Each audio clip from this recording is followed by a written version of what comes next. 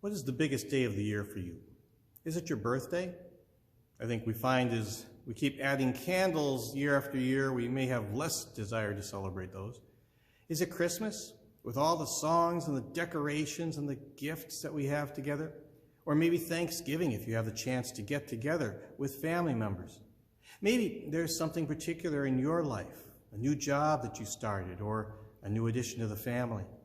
This past year, you might look back and celebrate the day you got to go back to work, or the day that you got your vaccination. For us Christians, the biggest day of the year is Easter, the day that Jesus rose from the dead. The fact that a man actually died and then came to life, that changes everything for us. I think the average American would probably say, there's very little that happens that really is earth-shaking. Oh, sure, this COVID pandemic was a huge disruption this past year, but most of us have gotten through it. And in fact, we're looking forward to life going back to something like normal in the course of the next year.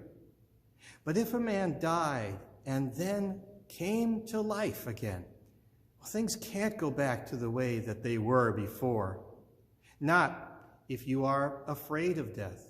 Because if there is life after the grave, then what do I have to be afraid of? If you think that your life is meaningless, well, if there is another life to come, a life with God in heaven, in perfection, then that means I've got some things to do now, preparing for that greater life that there is to come. And when I feel guilty for what I've done, if God himself died in my place to pay for my sins, and then rose to prove that that payment had been accepted, then I know that I am loved. I know that I am forgiven. Everything changes. No wonder the early Christians decided to gather together on Sundays to worship, in a sense celebrating Easter week after week. We prepare for our Easter celebration by following Jesus in the season of Lent. On Maundy Thursday, we go with Jesus to the upper room, where he provided that wonderful meal, Holy Communion, to strengthen the faith of his followers. We gather on Friday to praise our God for being willing to die in our place, die for all of our sins. And then we gather on Easter Sunday to sing out his praise and to shout, "He is risen." In fact, we gather every Sunday. Every Sunday becomes a little Easter for us as we continue to celebrate that resurrection of Christ. Join us.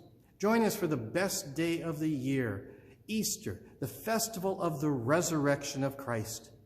And join us each week after that as we continue to live in that truth. Christ has died, Christ is risen, and Christ will come again.